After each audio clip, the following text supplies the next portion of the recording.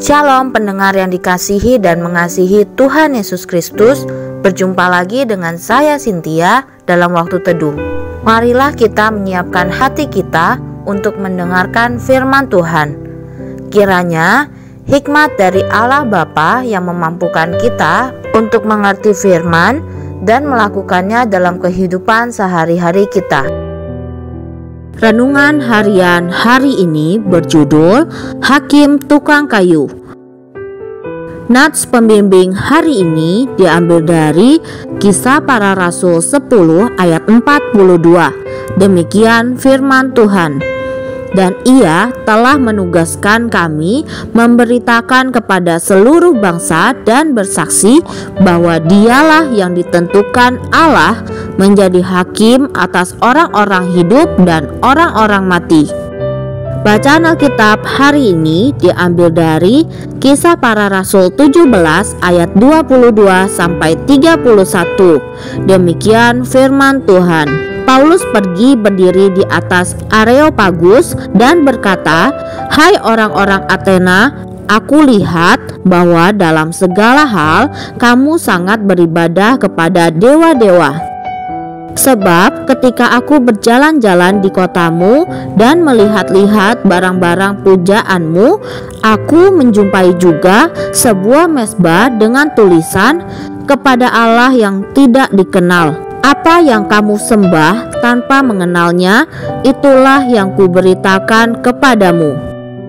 Allah yang telah menjadikan bumi dan segala isinya, Ia yang adalah Tuhan atas langit dan bumi, tidak diam dalam kuil-kuil buatan tangan manusia dan juga tidak dilayani oleh tangan manusia, seolah-olah Ia kekurangan apa-apa, karena Dialah yang memberikan hidup dan nafas dan segala sesuatu kepada semua orang.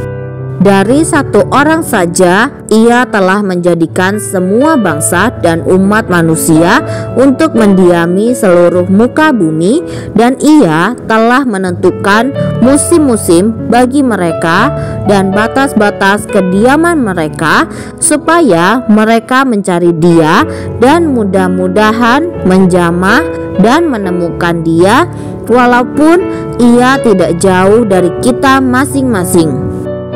Sebab di dalam Dia kita hidup, kita bergerak, kita ada, seperti yang telah juga dikatakan oleh pujangga-pujanggamu. Sebab kita ini dari keturunan Allah juga. Karena kita berasal dari keturunan Allah, kita tidak boleh berpikir bahwa keadaan ilahi sama seperti emas atau perak atau batu, ciptaan kesenian dan keahlian manusia. Dengan tidak memandang lagi zaman kebodohan, maka sekarang Allah memberitakan kepada manusia bahwa di mana-mana semua mereka harus bertobat. Karena Ia telah menetapkan suatu hari pada waktu mana Ia dengan adil akan menghakimi dunia oleh seorang yang telah ditentukannya, sesudah Ia memberikan kepada semua orang suatu bukti tentang hal itu dengan membangkitkan Dia dari antara orang mati. Kita tidak dapat menghindar dari Yesus Kristus. Jika kita tidak menerimanya sebagai juru selamat, kita tetap akan berdiri di hadapannya sebagai hakim kekal kita dalam kehidupan yang akan datang. Ada sebuah cerita di dalam buku yang berjudul Gray and Adams Commentary tentang seorang dokter yang mengangkat topik ini sebagai masalah utama dalam pembahasannya tentang agama. Ia mengangkat topik ini dengan tujuan untuk merendahkan karakter dan wibawa Kristus. Ia sangat memandang rendah Sang Juru Selamat dan sering mengucapkan hal-hal yang merendahkannya dengan menjulukinya anak tukang kayu. Akhirnya, dokter tersebut menderita sakit yang parah. Selama beberapa minggu sebelum kematiannya, ia menjadi sangat gelisah. Ia berkata kepada orang yang membesuknya, "Saya sedang sekarat. Dan penyebab utama dari semua ini pasti karena saya dihakimi oleh anak tukang kayu itu.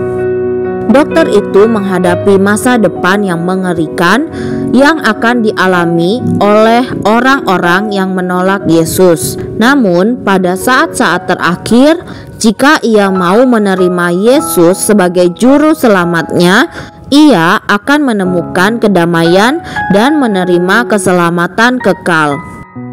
Bagaimanakah cara Anda memperlakukan Kristus? Ingatlah bahwa anak tukang kayu itu adalah anak Allah. Percayalah kepadanya hari ini. Dengan begitu, Anda nantinya akan menerima anugerah dan keselamatan dan bukan hukuman kematian. Yohanes 3 ayat 17.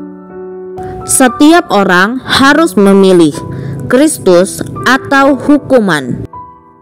Demikianlah renungan harian hari ini.